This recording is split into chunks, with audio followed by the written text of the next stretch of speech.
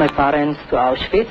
After a while, we were taking 20 boys to another camp where we pulled a garbage wagon. Mr. Bakon, you and this garbage wagon and the other kids were able to go all through the camp. What did you see in Auschwitz exactly? We saw more or less everything. We saw the hanging and executions of people, the beating up, and we even came in the Hungarian camp where there were only women. And I do remember once our garbage wagon came and all the women rushed to us and asked, "Oh, Kichi Elere," which means, boy, come here, or maybe you are my boy, maybe you are my son. They hope that their children are still alive. And we told them that as far as we could, that the children maybe are in another camp.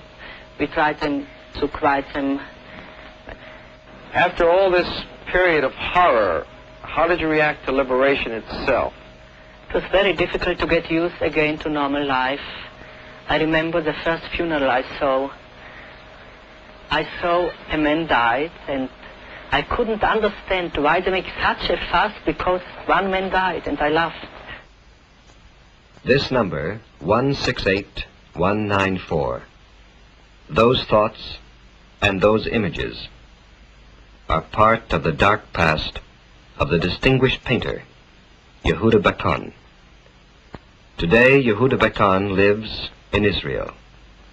He teaches art in Jerusalem, a world away from the 13-year-old who came with my father to Auschwitz, from the youth of 16 who emerged alone, his father, his mother, his sister, all dead. In his work, the horror has receded, not the poignancy, the haunting sense of loss, not the memories that never seem to leave his people. But there are color and joy, too, in his canvases today. The fearful grays of his past have disappeared. The monochromes with which a bewildered boy began painting out his nightmare when Youth Aliyah found him at the close of the war. These paintings record the transformation of Yehuda Bakon, who came and was nurtured as a Youth Aliyah child to Israel. Today they still come, the children, hopefully, seeking the healing warmth of love, seeking life itself.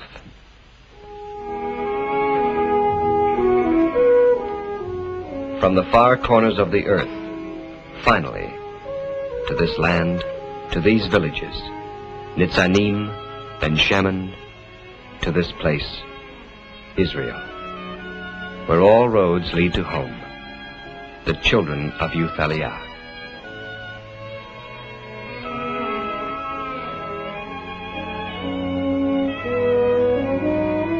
This will be their first stop, wherever they're from, North Africa, Asia, the Arab countries of the Middle East, Europe.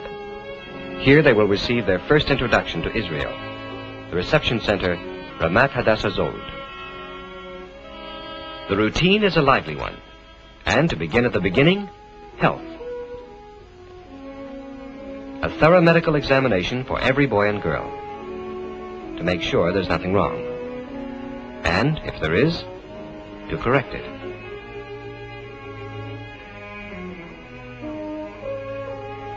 There are psychological tests as well for each new arrival. Tests that will help reveal mental or emotional disturbances. For counselors and staff, it is vital information providing the basis for understanding each individual child, for assessing her problems and needs.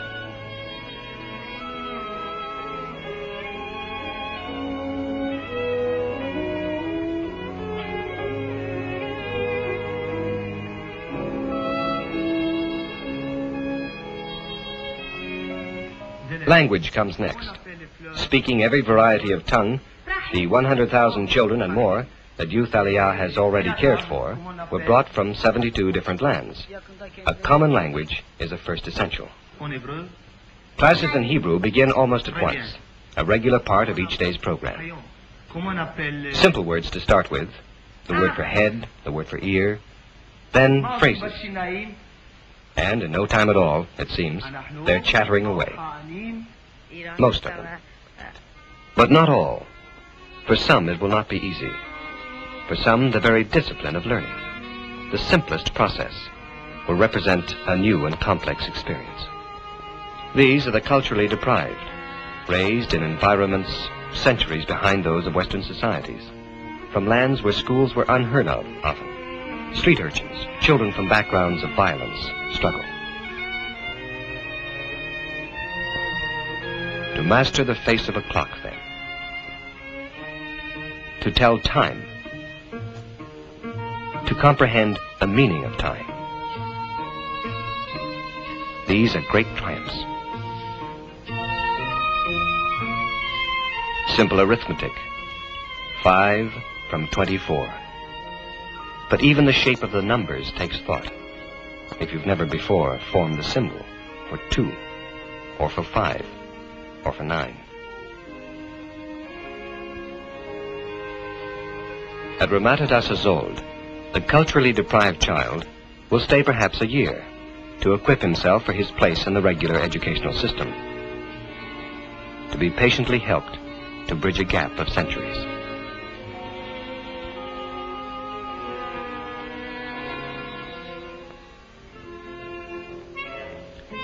Here, too, they receive their first introduction to a wide variety of skills and crafts. Basket work, weaving, metalwork, woodwork.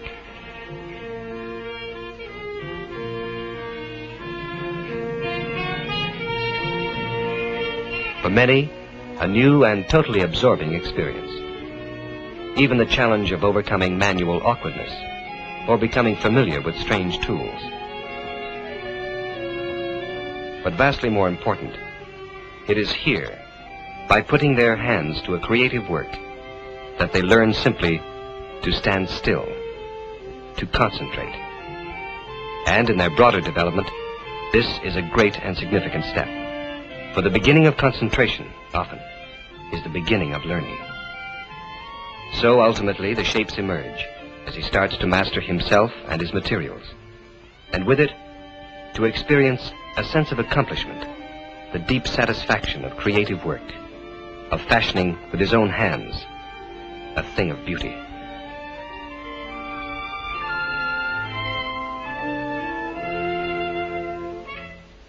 The hand of the maker mustn't slip, of course.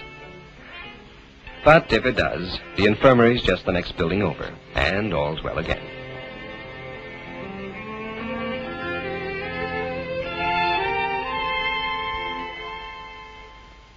It takes time to know a child. It takes time to be accepted by a child. To build in him confidence and a sense of trust takes time. It is time well spent for his sake. Physical training is a serious item on the village program, but the Youth Aliyah youngsters wouldn't know that. To them, it's challenge, a surprising discovery of their own physical capacities.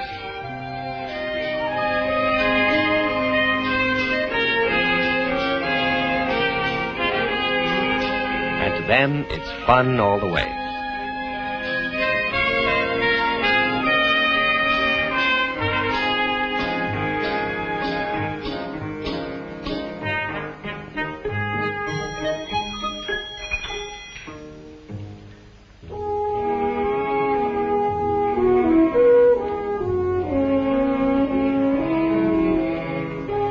But a deeper joy is that which comes from working close to the earth, cultivating the soil of their land, helping to redeem it.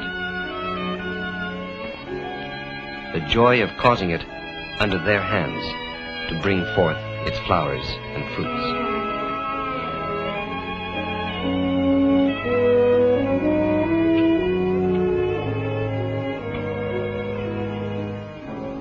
Maintaining the buildings and grounds are the children's responsibility, seeing that these are properly kept, part of each day's duties. Adult counselors are there, unobtrusively, to advise, to assist, to guide. But it's the children's job. Residences to be swept, inside and out, furnishings scrubbed down, their own rooms to be tidied. And, of course, each taking his inevitable turn at the inevitable swabbing of the front porch. invariably when all the others are off watching the afternoon soccer match. A lonely business.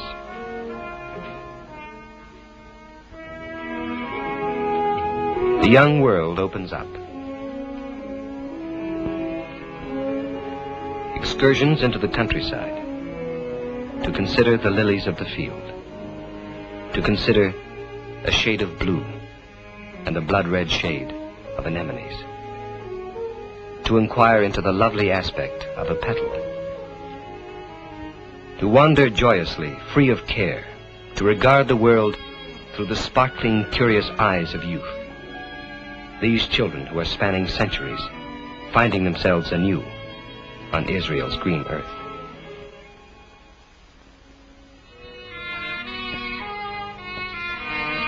From Ramat Hadassah Zold, a month or two sojourn for most, the Youth Aliyah children go on to their more permanent homes. Those from Orthodox family backgrounds are sent to religious youth villages, such as Yemenord. But apart from the degree of religious emphasis, the communities of Youth Aliyah do not differ in the underlying concern, the development of the child, his self-realization. Mornings at Yemenord are spent in the classroom, 4 hours each day given over to study. Here, a class in biblical geography.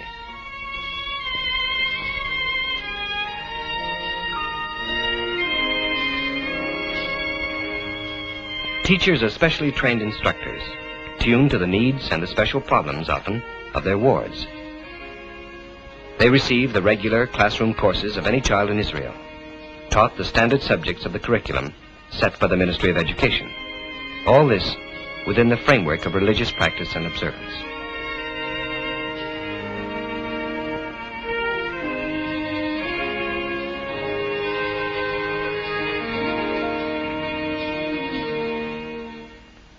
Combined with the academic requirements of the classroom are the courses in vocational training, regular instruction in practical skills to help prepare and provide for their ultimate independence.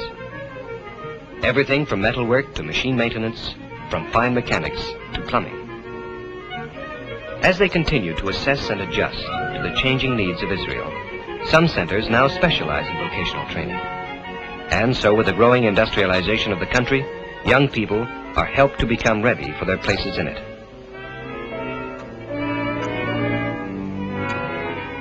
Where was this boy one summer ago? What new worlds have they encountered suddenly? For girls, there are courses in domestic science, in homemaking, practical training for life in a modern community. And for many, this has meant an introduction to great wonders, the miracle of the washing machine, the marvel of the electric iron.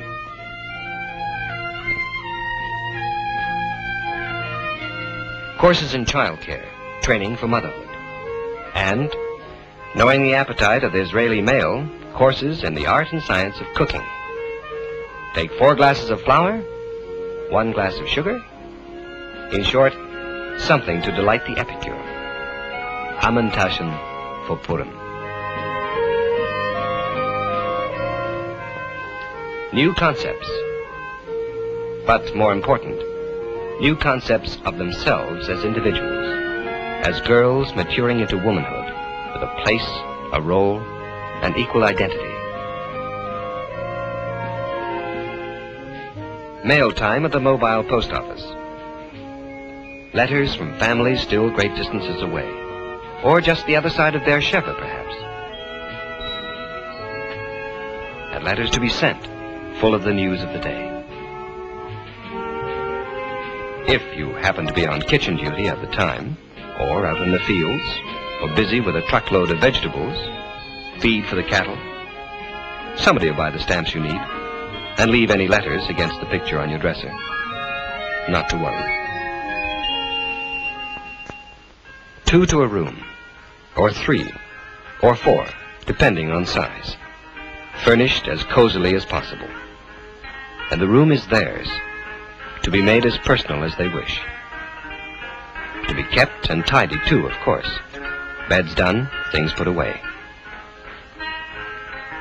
but it is theirs to enhance with whatever pleases each one's taste, including pictures of this week's idol.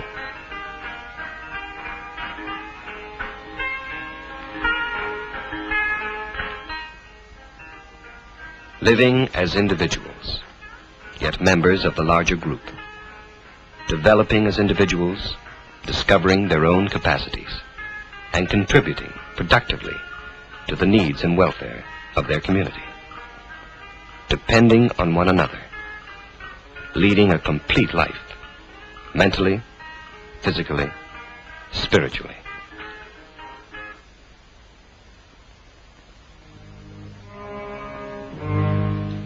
At Yemen Ord and at Youth Aliyah villages throughout the land, the ancient prayers are spoken, the long, unbroken continuity of the Jew.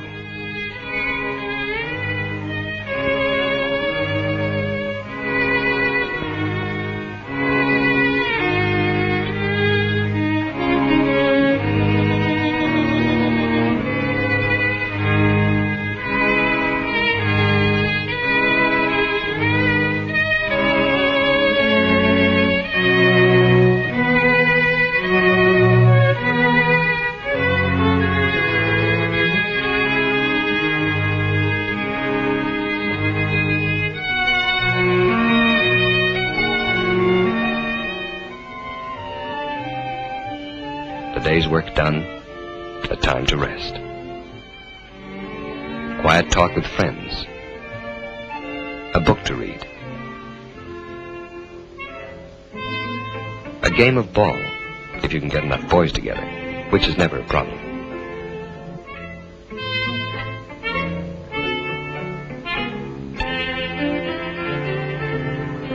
A time for repose in the calm, cooler afternoon air.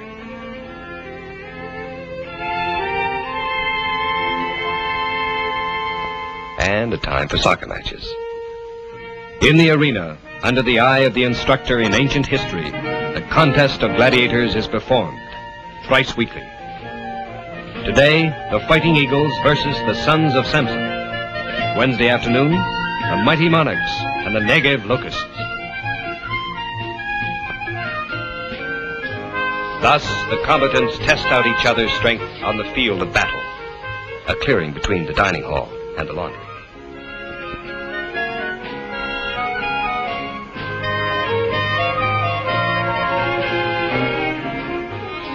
There are organized leisure time activities as well. Folk dancing, dramatics, music instruction. There's an orchestra, classes in art, journalism. There are hobbies of many sorts. And courses in first aid, along with occasional compulsory drill, which can be fun too if you don't mind heights.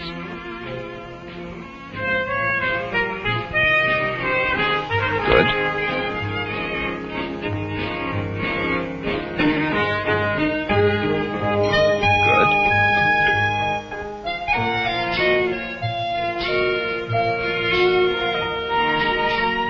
Good. And if they're over 15, there's Gardner training, a program in which Youth Aliyah children participate. It is a program of defense. Their own defense, that of their companions, and the defense of their land, Israel. For now, this is their land too. A land that will nurture them, bear them bounteous fruits, if they will love and nurture it in turn.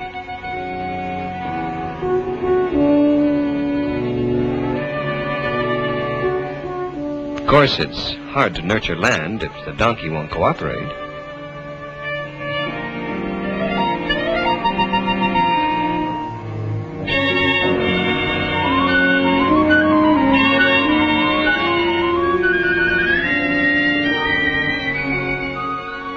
To develop a regard for their land, all Youth Aliyah children receive some form of agricultural training.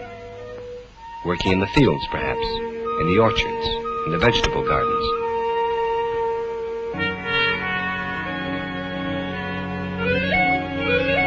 Get that donkey's name.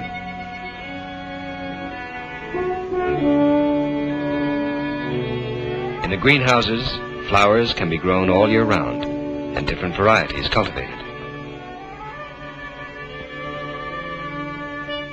The hen house holds special interest for young people with a flair for poultry. And if you can't find a boy and you've looked everywhere, just look in at the hen house, even when he's supposed to be off duty. A lot of pride in having hens that lay grade A's, every one.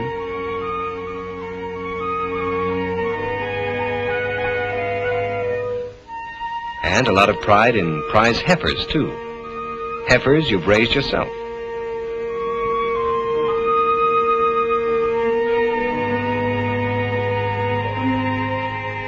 But wherever they work, in the barns and the cowsheds, in the fields or the orchards of their village, the hope is this: to instill in the Youth Aliyah child an enduring love, a love for the earth and all things that grow and live upon it.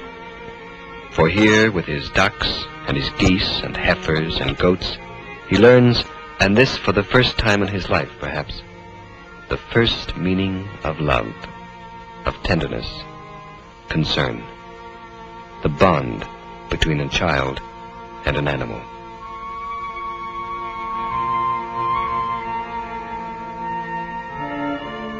Festivals,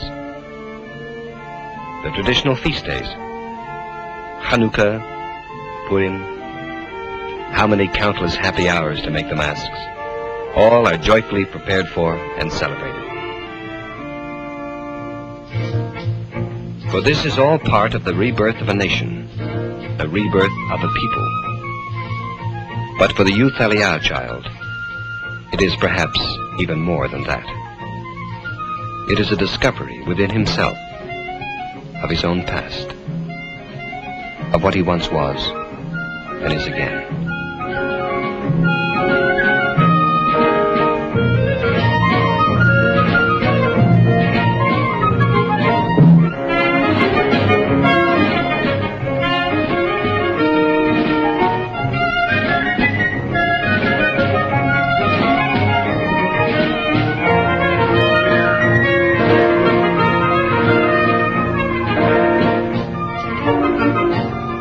Children of how many countries, joining hands to dance as one.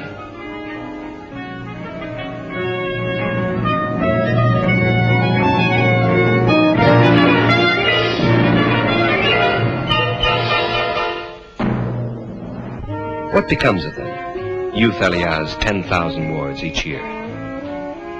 The Yehuda Bakons become artists, their talents recognized and encouraged.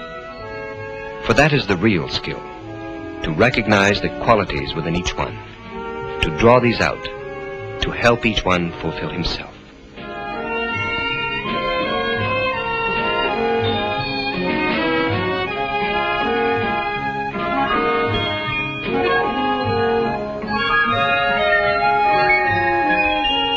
The Yehuda Bakons become artists, painters, dancers, musicians. Others become good, proud farmers. Others teachers or nurses, or craftsmen in their own special fields, or members of the professions.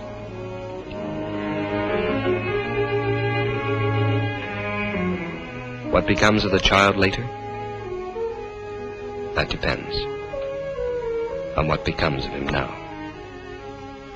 On the clean, fresh sky we let him live under, and the flower we permit him to contemplate. It depends on the love we give him, very simply.